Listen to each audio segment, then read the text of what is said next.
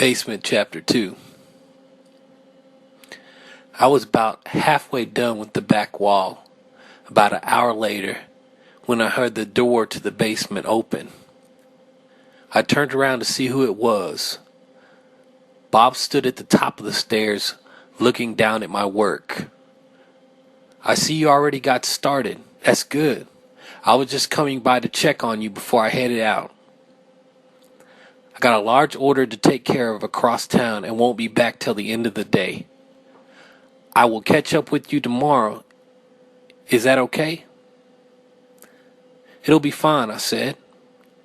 "Good. Well, the key I gave you also fits the lock to the entrance door. They will be finishing up in the other warehouse around 5 p.m., so just lock it up around the time and I will see you tomorrow." "Okay, man, that sounds good," I said. Continue to roll the paint onto the wall. The paint covered another set of evil, twisted eyes. I was feeling better and better now that the graffiti was disappearing from my vision. The quicker, the better, I thought. I heard Bob close the door behind me.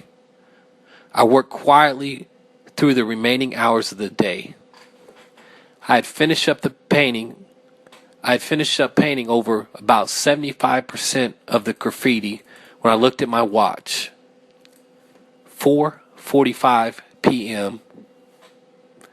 Damn, how the time had flown by. I lost track of it. I was so consumed and focused on my work, I didn't see what time it was. I packed up my tools, headed up the basement steps, switched off the lights, and exited out the door. I found the key on my keychain in the dim lights of the empty warehouse and locked the basement door. All of a sudden, I felt like somebody was watching me. I could feel the heat of a cold stare on the back of my neck. I spun around real quick and saw that rat. That ugly rat. The same one I'd seen earlier sitting 10 feet away from me.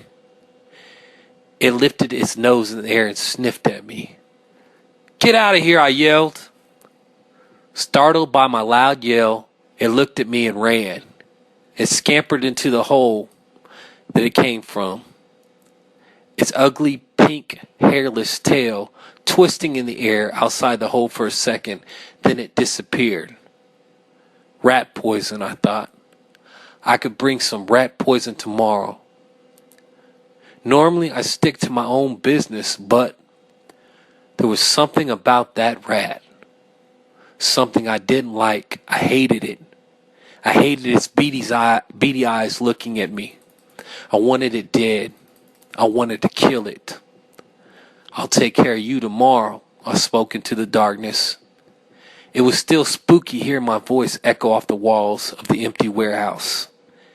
It had an insane sound to it, almost as if I had stepped into another reality, a hellish reality, and the sound of my voice was echoing in it, speaking to the evil spirits here. I walked at a fast pace through the warehouse to the lobby. Ready to be away from this place, I walked through the lobby. My tools jingled at each other as I opened the lobby door and exited out into the bright day. I let my eyes focus again for a minute to adjust. I turned around and locked the door behind me. Finally done with this place until tomorrow. Didn't even look scary or hellish in the bright sun outside, just another empty building. A cold beer. The thought popped in my mind. A cold beer and maybe a pizza would be great at about this time. My stomach grumbled at the thought. I was famished. I had forgot to bring my lunch with me since I had started work that day and didn't eat anything. I piled my tools into the back of my pickup truck and got in. I started the truck up, turned the AC on to max, and revved the gas. I rolled down the window to let the heat escape and waited till the AC started blowing cold air, then rolled the windows back up. I put the truck in reverse gear, turned my head around to back up, and saw a gas-powered forklift heading toward the back of my truck. It was going to hit me. It was going too fast. "Hey," I yelled. But the forklift operator couldn't hear me. A mere second before the forklift made an impact with my truck, it stopped. I threw the truck in park and threw my door open. "Hey, you crazy fool! You almost hit me," I yelled at the driver. I could feel my face hot and red with anger. I wanted to fight this guy, give him a piece of my mind. He didn't even seem like he noticed my rage and had a small smirk on his face that even made me more angry. He had his shades on and a grisly face that needed a shave. He was sweaty and had some huge dirty hands. He wore some beat-up overalls over a white t-shirt. He swung his legs out off the forklift and stood up. The anger inside me vanished, and I became a mouse. This guy was huge. He towered over me at least 3 feet. I stood 6 feet tall. He walked toward me in some old dirty work boots. Hey, just a mistake, right? No damage done, right? No big deal," I said. The rage from earlier in my voice had dissipated. It sounded timid now. The guy didn't speak. He just kept walking toward me. I backed up a few steps closer to the cab of my truck.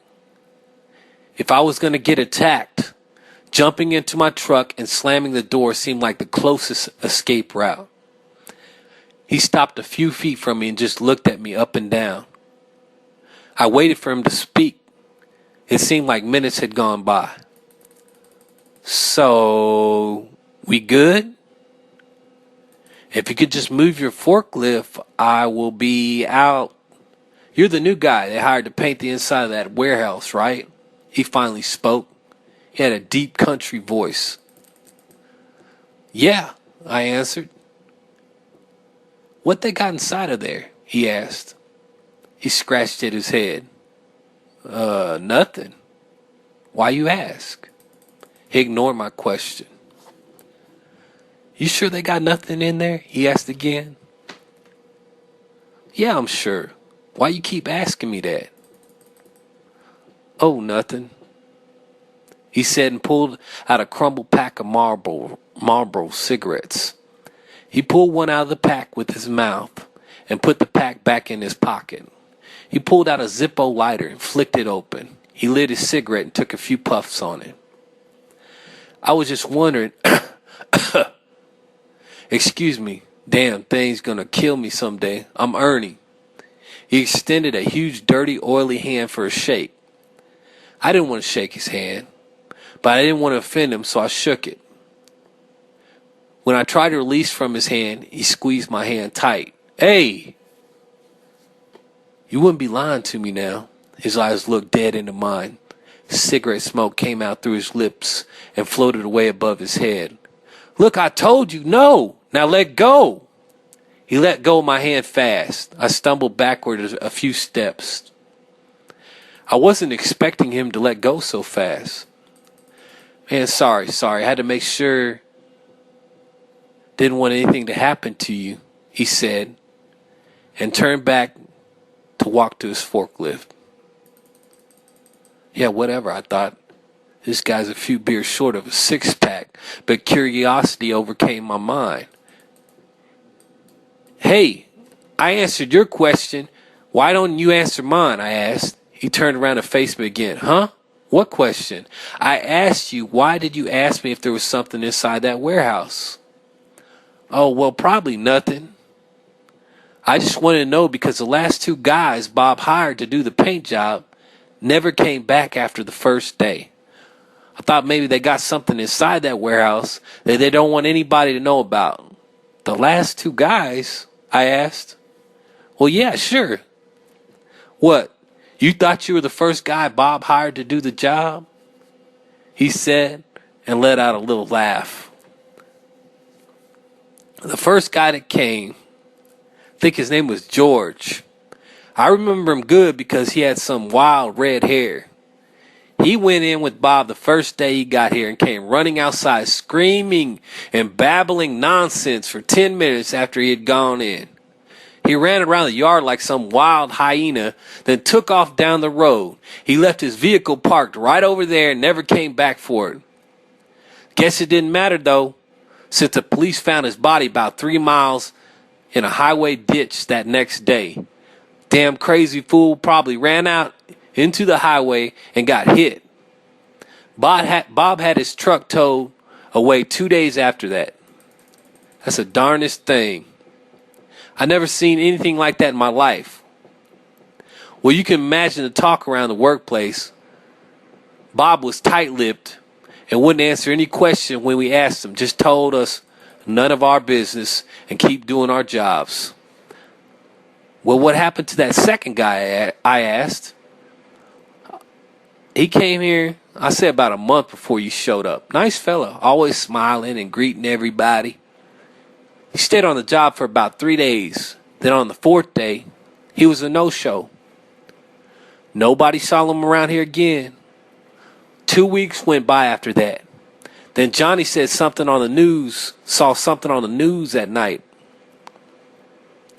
I never even watched the news. I'm more of a beer and sports guy myself, but old Johnny in the warehouse watches the news faithfully every night. He comes into work the next day, all excited like he had something to tell us. He waited till Bob was gone in his office and signaled for everybody to gather around him. He told us he saw something on the news last night about this painter. He said he was about to turn the TV off when he saw the guy's face pop up on the screen. Apparently, when the guy didn't come back to work that next day, it was because he had gone home and killed his entire family before blowing his brains out. Man, that's the damnest thing. I couldn't believe it when he told me. The guy didn't seem like that type, always friendly. But you know what they say these days? It's the one you least expect to go off and do some crazy stuff. I still don't believe him till I saw it in the paper that week. Wow, when that story came out, that's when the buzz really happened. Workers here was coming up with all kinds of crazy idea what was in that warehouse. Alien spacecraft, shit like that. A couple of guys planned to break in a week later, but that's when Bob installed an alarm and squashed the idea from happening. He keeps telling us nothing was in there, nothing we had to worry ourselves about. So now you know. Wasn't trying to be rough with you. I apologize for that. I was in a daze, barely heard your last I was in a daze. I barely heard his last comment. So that was a catch. That's why Bob offered to pay me so much money for an easy, simple job. Now the truth, I thought. Hello? You there? Ernie snapped his fingers in front of my face. Yeah, I was just thinking to myself.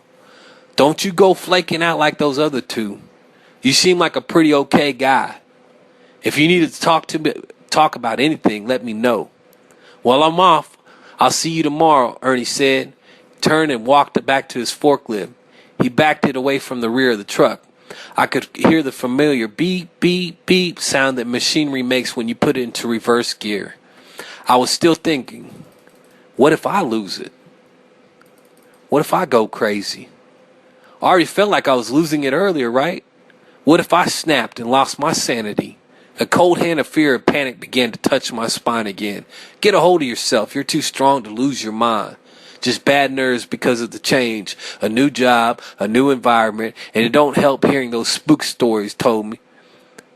For all I know, he could have made up those stories. He might be jealous that I'm getting paid so much for a job he felt he could do and was trying to scare me off. Or could it happen, right? Good spook stories are hard for people to keep to themselves. If anyone dies or gets murdered, the story is so juicy and exciting to tell. This is human nature. Well, I'm not going to let some story, true or not, ruin the rest of my day. I had my date with Emily later on and I had to go home and get ready. I drove home with my radio turned up loud. The loud music helped to tune out any bad thoughts. By the time I pulled into the driveway, I had forgotten all about Ernie's story and the job. I jumped out of my truck in a better mood and walked to my mailbox. Nothing but more bills, but they're all about to get paid off now. No worries. I walked to my house and opened the door. I walked in, grabbed a cold beer out the fridge and popped the top. I took 4 swallows. Man, that tastes good. My nerves started to relax even more as I drank more of the beer. I finished the entire can in a few more swallows and reached for the second one. I hesitated. I didn't want to get too plastered. What about my date with Emily? She wouldn't like it if I showed up drunk. Well, one more beer won't get me that drunk. I took the cold beer out the refrigerator and chugged it down. There, see? That wasn't bad. Not enough beer to get drunk, but just enough to take the edge off my bad nerves. I took off my clothes and headed to the bathroom to take a shower.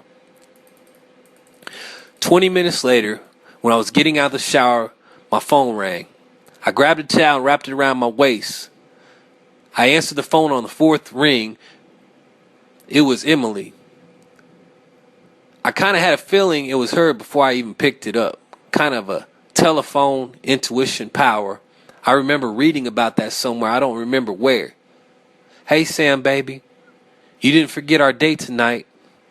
Nope. I was just getting ready for it right now. Well, I'm going to be ready in 30 minutes. I'll see you then, okay? She said. Yeah, no problem. I'll talk to you then, I said, and pushed the end button on the phone. I went to my room, pulled out a nice outfit, and placed it on the bed. A date with Emily is just what I needed, I thought. It would clear my head, and maybe I'd forget all the things I saw today. Had I really seen anything today? It almost seemed like earlier today was just a dream. Nothing had happened. I was just hired to do another paint job in an old warehouse basement. Nothing more. Yeah, that was it. I started whistling to myself as I finished getting ready for my date. I pulled my truck into Shirley's driveway I pulled my truck into Emily's driveway about 25 minutes later. I walked up her sidewalk to the front door and rang the doorbell. I could hear her footsteps as she approached the door and heard her unlock it. She opened the door and looked at me. We both smiled. Sam, right on time, she said. She opened her arms for a hug. I hugged her for a minute, then pulled back a few inches and kissed her. Her lips were soft and tasted like cherries. She opened her mouth slightly, and I flicked her tongue against mine. Then she pulled away from the kiss. Enough of that. We won't go nowhere if you keep that up, she said and giggled. Is that a bad idea, I said, and giggled a little back at her. Don't worry. We'll get to that later. I'm starved and ready to go eat. Are you hungry too? Man, I could eat a horse right now, I said. She came out the house and pulled out her keys. She locked the door behind her and we walked toward my truck holding hands. I walked her to the passenger door and opened it for her. She let go of my hand and climbed in. I shut the door behind her and walked around to my side and climbed in. So, how did it go? I'm so happy for you, Sam. My baby got him a J-O-B now. Funny, I said. We were sitting inside the booth of her favorite Italian restaurant we had drove to.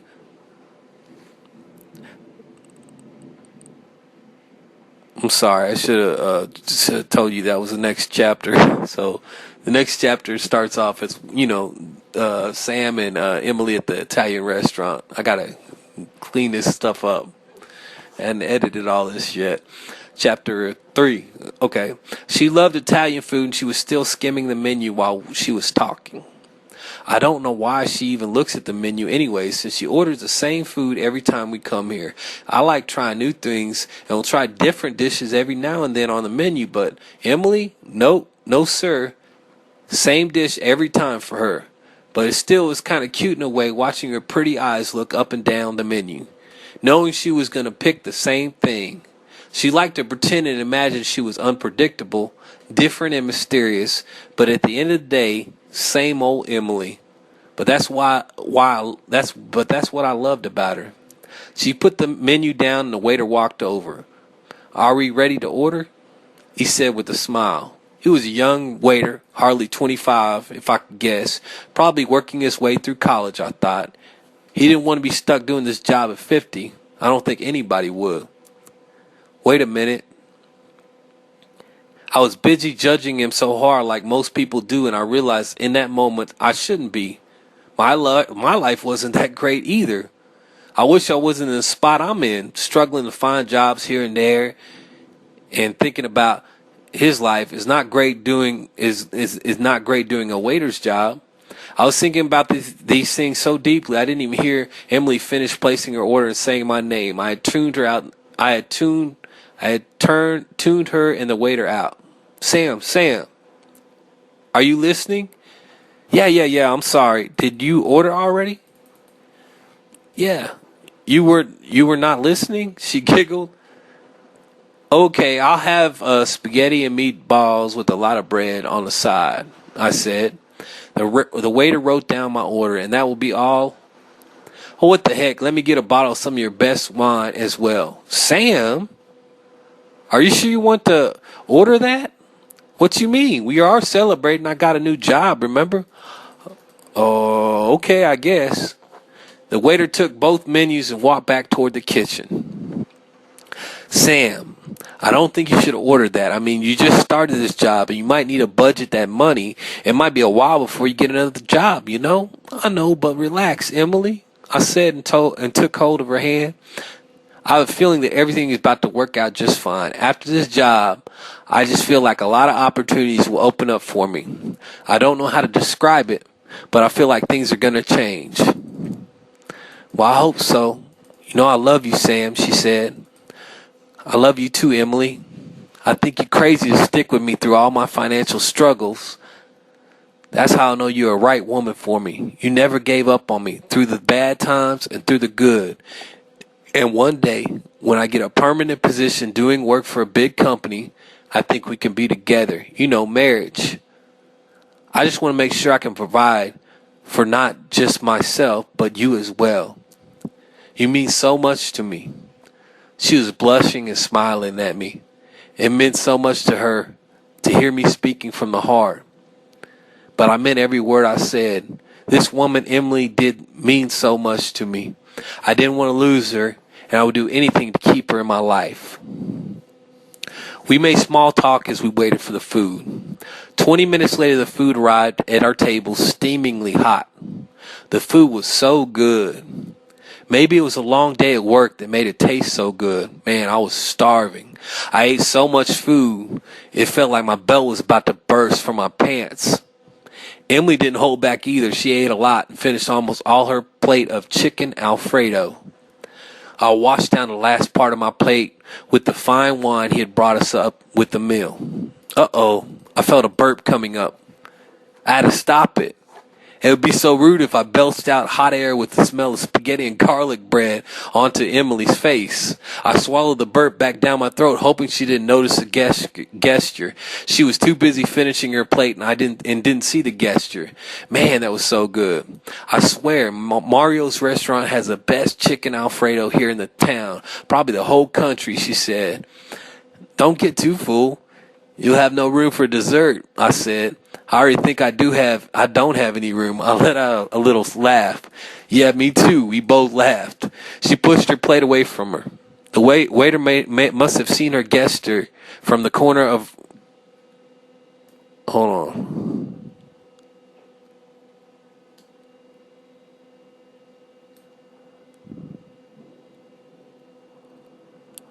The waiter must have seen her gesture from the corner of his eye. He walked over. All done over here? He asked. Yes, thank you so much. It was delicious, Emily answered. Good. Would you like me to bring a dessert menu or anything else? Some more wine, possibly? No, I think we're stuffed. Just the check, please, I said. He picked up the plates from the table and returned to the kitchen area. My stomach is so full now. Hey, about earlier, that pic text you sent about your new job. A bolt of fear shot up my spine. I didn't know why, but I had forgotten and didn't want to talk about that. I didn't even want to think about the job now. What about it? I stammered. Sam, are you okay? She asked. Yeah, why? I don't know. Your face just went pale for a second. Was that spaghetti good? Hope they cooked the meat right. I'm fine, man. There's nothing wrong. The food was great. Okay, well, back to what I was saying. The Pictex. Can we not talk about that now? I asked. The waiter stopped our conversation before she could reply. He brought over the check printout and placed it flip side on the table in front of me. Whenever you're ready, sir, he said and walked off to attend another table. I flipped it over expecting to see a $50 bill. Instead, I saw $150 on the ticket. The wine I had ordered was $100 bottle. Good God, man, fuck. I never paid $100 bottle of booze in my life. This was too much, man. Must be a mistake. Emily must have seen my eyes light up when I was looking at the ticket. What's wrong? What's the matter? Nothing. No, there is something wrong, Sam. Your eyes got big when you looked at the bill. Nah, man, nothing's wrong. I said, pulled out my wallet. I put my bank card down onto the tray with the ticket and signaled for the waiter to come back over. While I was in the process of doing this, Emily sneaked a peek at the bill receipt. Oh, my God. Now I know. I told you, Sam, not to order that bottle. Wow. Look, it's nothing. We were celebrating, right? Yeah, but I know you don't have that much money, not until the job pays off. Here, let me pitch in on the bill, she said, and reached into her purse. No. Emily, no. I won't let you. That would not be gentlemanlike. Plus, I was the one who ordered it. Let me pay for it. Stop being stubborn, Sam. Really, it's no big deal. She rummaged through her purse and pulled out two $20 bills. I'm not taking that. I told you I'm paying for this bill, and that's final, I said. She shook her head, put her money back into her purse. Men, you men and your egos. That's what got us all into war all throughout history. You might be right about that one, I said. The waiter came and took the check with my card and went to run it.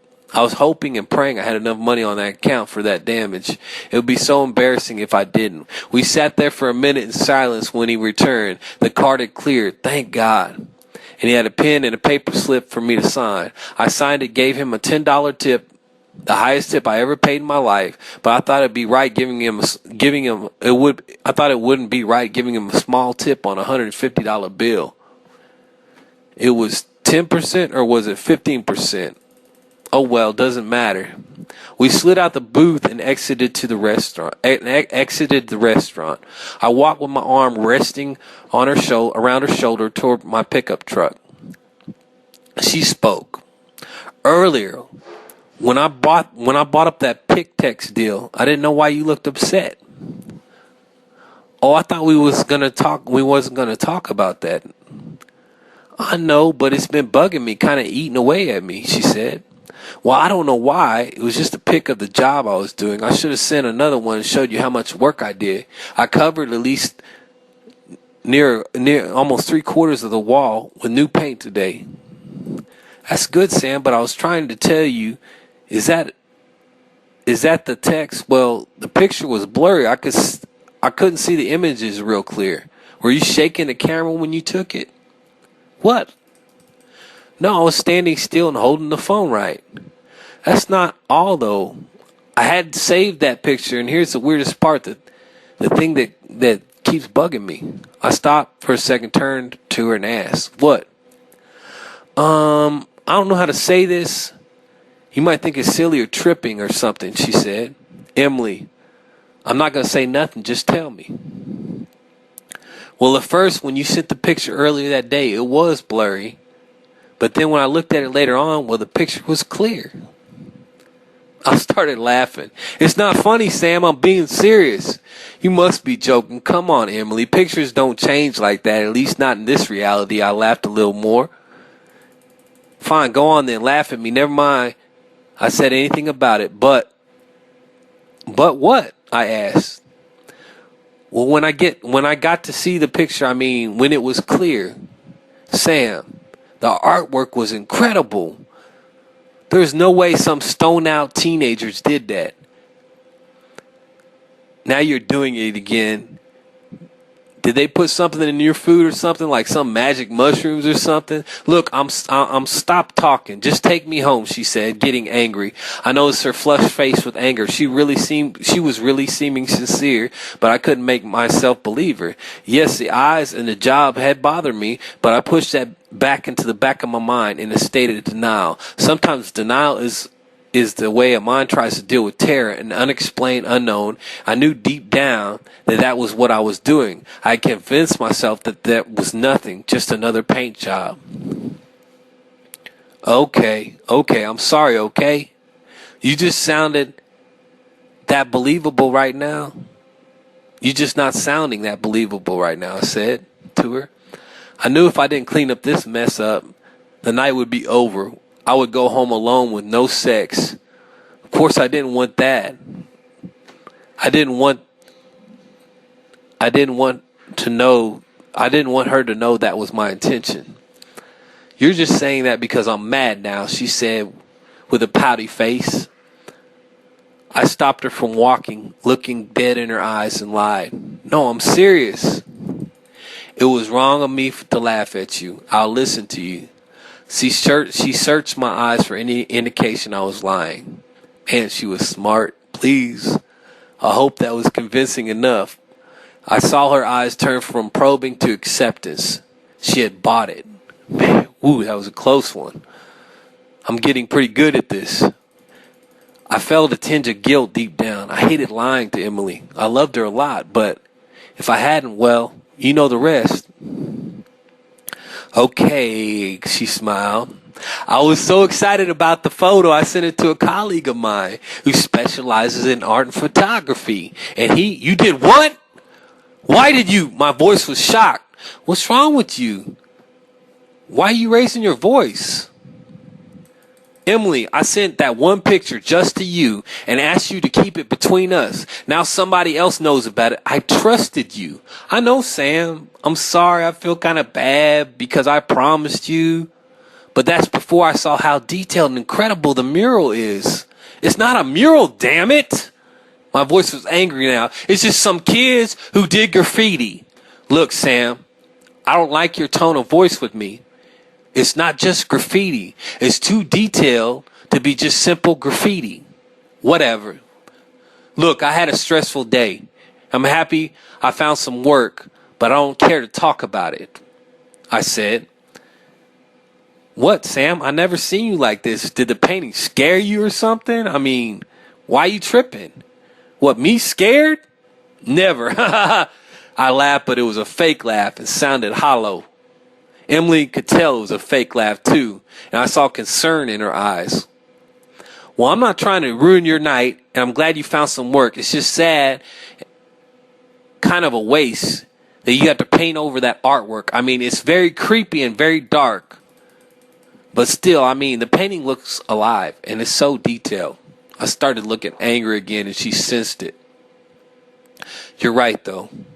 If you don't want to talk about it, we won't. The friend of mine, he said he won't share the picture with anyone, so don't worry, it's over with, she said. No more about it.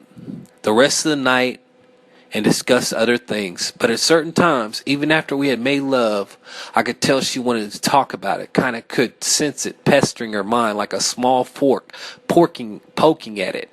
I didn't care, and I ignored it. She was right. Even though I was in denial, I was scared of it. Hell, I was terrified. Those basement wall and those eyes, those evil, sick, horrible, alien eyes looking at me. I can't wait until this job is done and the wall will be nothing but freshly painted, boring wall. Sleep finally came as I laid in Emily's bed next to her. That night I had a terrible dream, a horrible nightmare. But when I woke the next day, I couldn't remember it.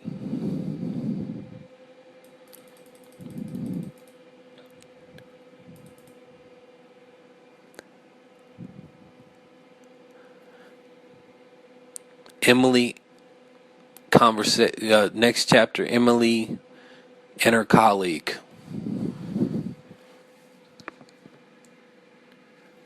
Now you said, who sent you the picture? He asked. Emily.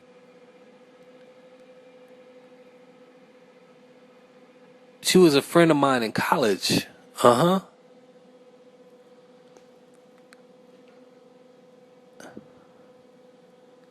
What? No, nothing like that. We're just friends and stay in touch after school. Look, Robert, I don't care about your friends in college or a picture that you sent that no, this is I'm sorry. This is Flash 2. I should finish editing this. This is not with Sam and Emily. This is a flash to Robert, which Emily sent the picture to. And Robert has a wife. Robert's wife. Now you said, who sent the picture? Robert's wife's ask? Emily, man. She's just a friend of mine in college. Uh-huh. What? No, nothing like that. We're just friends and we stay in touch after school. Look, Robert, I don't care about your friends in college or a picture they sent you on the phone. It's time for dinner and I've set the table. Go get the kids. Okay, honey, but the picture had wonderful art in it. She said her boyfriend is hired to paint over it and destroy it. It's a shame. You know, I majored in art, so this kind of stuff bothers me. Well, don't get upset. You can't save every piece of artwork in the world. I know, Robert said, and left the kitchen. He stayed with his wife and 2 children in a small house. He walked to the children's playroom and opened the door. He had a daughter that was 4 and a son who was 9. His son was playing video games and was glued to the television, determined to beat whatever villain he was fighting. His daughter was sitting on the floor playing with her toys. She looked up when he opened the door, but his son never turned his attention away from the game he was playing. It's time for dinner, you two. Go wash your hands and come to the dining room. Okay, Daddy, his daughter replied, and she dropped the toy in her hand and got up. She walked past him out the door to the bathroom to wash her hands. His son hadn't moved. Jonathan, what? Are you listening to a word I said? And it's what, sir? Dad, I'm almost done with this level, he said. Now, or no more video games for you this week, Robert said in a firm voice and turned around and walked back to the dining room. He was giving his son a small benefit of a doubt to turn off that game and do what he had said. If not, will he do what he said? If not, well, would he do what he said? He would. He walked into the kitchen right as his wife was putting on a table a casserole dish. Kids these days, I don't know why they're so addicted to those video games. Now, Robert, you probably had something you were addicted to when you was young. No, not really. Well, I like to read a lot. See, so you had an addiction to that. Maybe you're right, but I don't think it was that bad. I mean, do you need any help with anything? Or is the table ready? Robert asked. Now it's all finished, she said. She sat down in a normal chair. Robert sat down in his place next to her, and they waited for their children. He broke the silence first.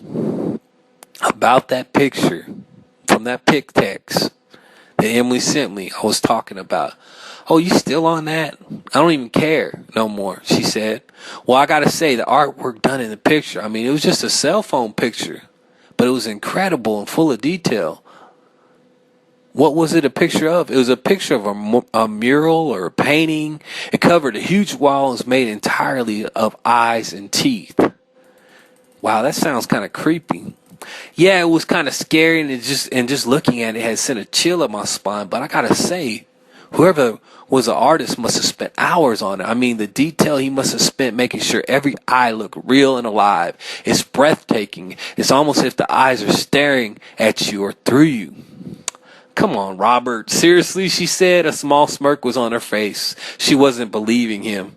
He knew this. Now, Sarah, you know I majored in art, and I know what I'm talking about. No need for you to be skeptical. Okay, whatever. You're right. Go on.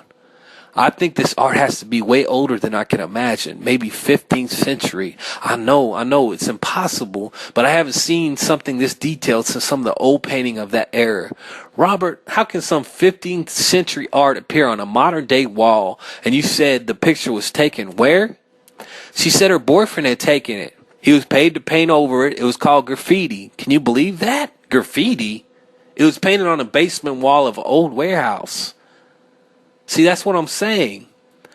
I know I don't know how much, I know I don't know much about your work, but there's no way some 15th century artist painted a mural on the wall of an old basement, she said.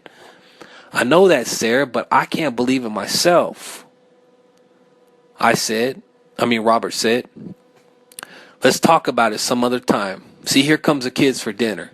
His daughter came in first. Of course, since she had left to wash her hands first, followed by his son behind her. They both took their seats and looked at their parents. Who wants to say grace? Robert asked. Oh, me? Me. I want to, Daddy. I remember the words, please. His daughter asked. She was holding up her hands in the air even though she was not in school. Okay, you can say it this time, Robert said. His daughter smiled and clasped her hands together. She bowed her head and closed her eyes in prayer. Everyone else followed, with Robert closing his eyes last. Bless, O Father, these gifts we are about to receive. In your name, Jesus, amen. Amen. Well, that wasn't the exact words, but that was close enough, Robert said to her, and smiled. She took his approval and smiled back. Robert could see her approval meant a lot to her. She was a good kid even though she talked back sometimes. Robert knew deep down inside she looked up to him. That's what made it so terrible what happened next. They all sat quietly at first, passing around dishes and serving portions of food on their plates. Robert's son was the first to speak after everyone had gotten their food. Oh, Mom, you won't believe this. What, Jeremy? And remember, don't talk with food in your mouth. I got an A on my science test yesterday. Can you believe that?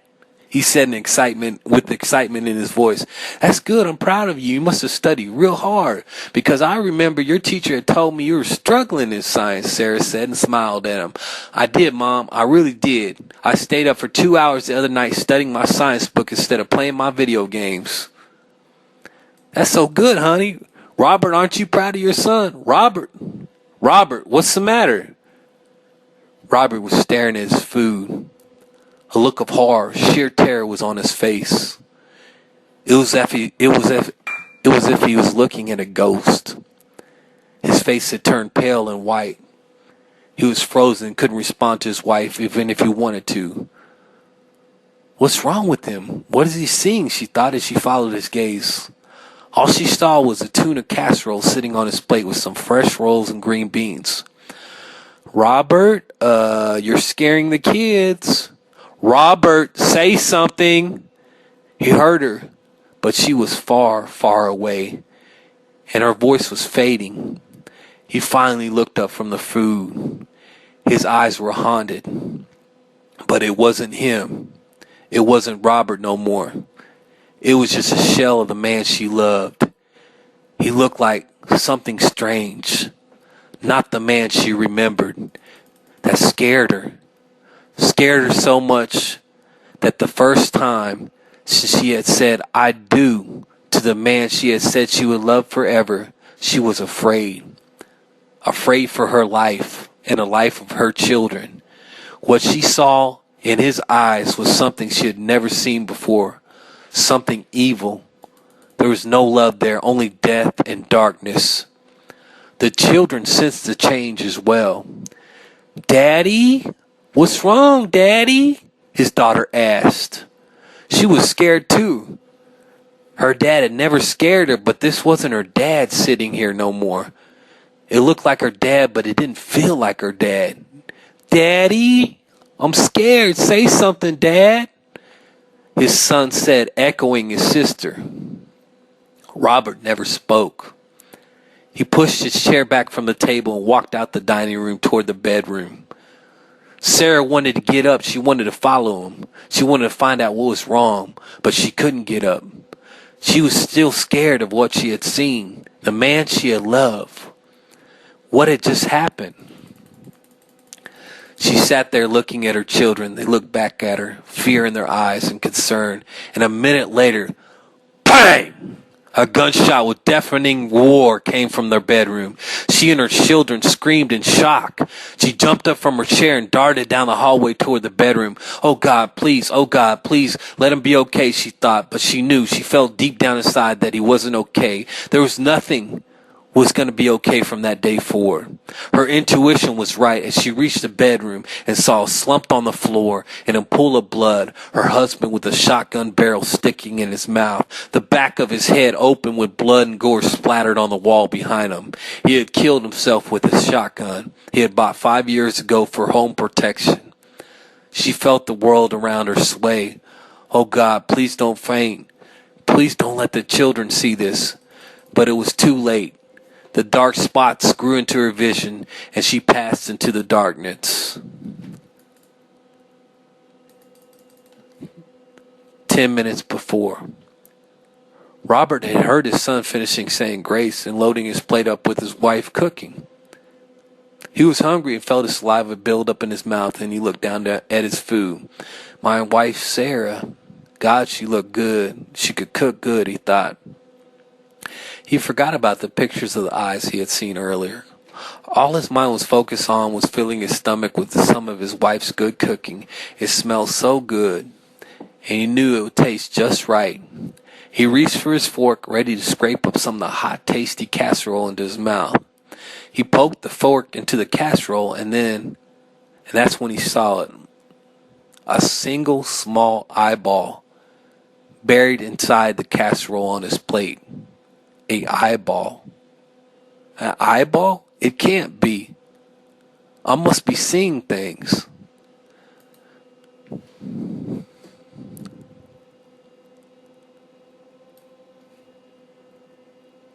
He moved the food around, uncovering it. The eye looked at him, its evil glare looking up at him from the food. Robert felt fear so deep inside it was almost sheer panic, but he couldn't move. He was terrified, but he couldn't speak. The eye just stared at him, burning him with this horrible, evil vision. He felt its glare piercing his heart, destroying his logical mind, turning it insane. He knew that it was the end. He could not fight it. Only escape was death. The eye blinked once, then twice. So alien, so sick and alien, he thought. He heard his wife calling far away in another world, a world of logic and reason. But he was no part of that world no more. This was one of those eyes, the one from the picture. That was his last thought before he slipped into the darkness, never to return. And that's the end of chapter 2, chapter 3, and chapter 4 of The Basement. I'll finish probably with the conclusion when I get around to it.